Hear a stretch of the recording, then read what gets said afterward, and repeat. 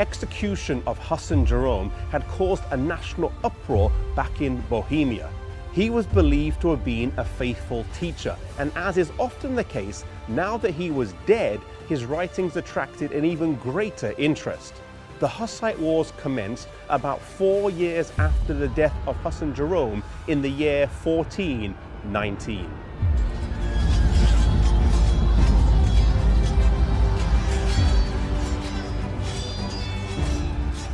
As Pope and Emperor united to crush the Hussite movement, the Lord raised up a deliverer.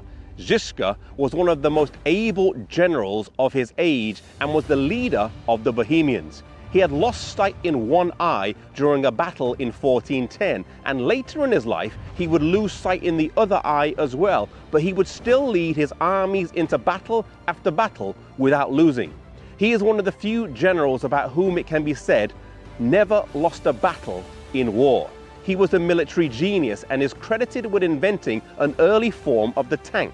They were called war wagons, and they were wooden boxes that were reinforced with steel on wagon wheels, and he would send these into battle with people inside and load them with cannons and crossbows and pistols. Despite having mainly peasants as soldiers, with the use of clever war tactics and with Providence on their side, the Hussite armies were able to repel the numerically larger and better trained papal armies.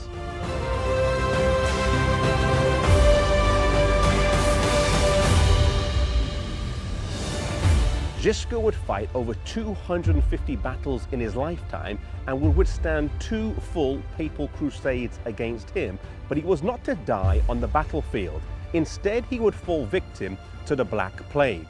But before he would die, he gave his men some instructions, telling them he still wanted to go with them onto the battlefield. He told his men to make a drum out of his skin, which they did. And they took this drum made with Jigka's skin and would beat it as they went into battle.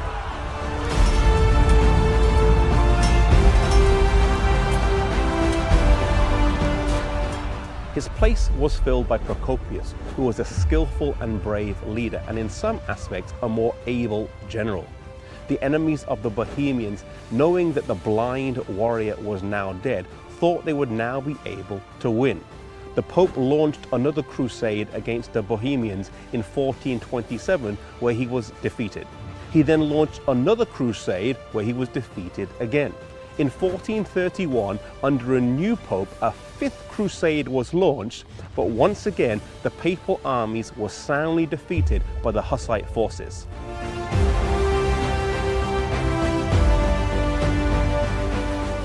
Realizing that they couldn't conquer by force, they resorted to diplomacy. A compromise was entered into that, while appearing to offer freedom of conscience, really betrayed them into the power of Rome. The Bohemians had specified 4 points as a condition of peace with Rome, and these were: the free preaching of the Bible, the right of the whole church to both the bread and the wine in the communion, the use of the mother tongue in divine worship, the exclusion of the clergy from all secular offices and authority, and, in cases of crime, the jurisdiction of the civil courts over clergy and laity alike.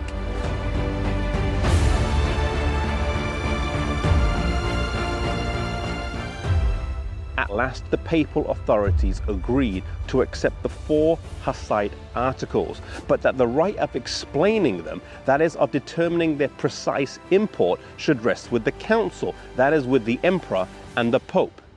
On this basis, a treaty was entered into, and Rome gained by dissimulation and fraud what she had failed to gain by conflict. For in placing her own interpretation upon the articles, as upon the Bible, she could pervert their meaning to suit her own ends. Oftentimes, when Satan is not able to defeat us through open confrontation, he tries the tactic of compromise. It's something he's done repeatedly throughout history and throughout the Bible. May we be careful, wise and discerning, and most of all resolute, and that we stand for God through whatever tactic Satan uses against us, whether it's confrontation or whether it's compromise, and that we may always stand for God.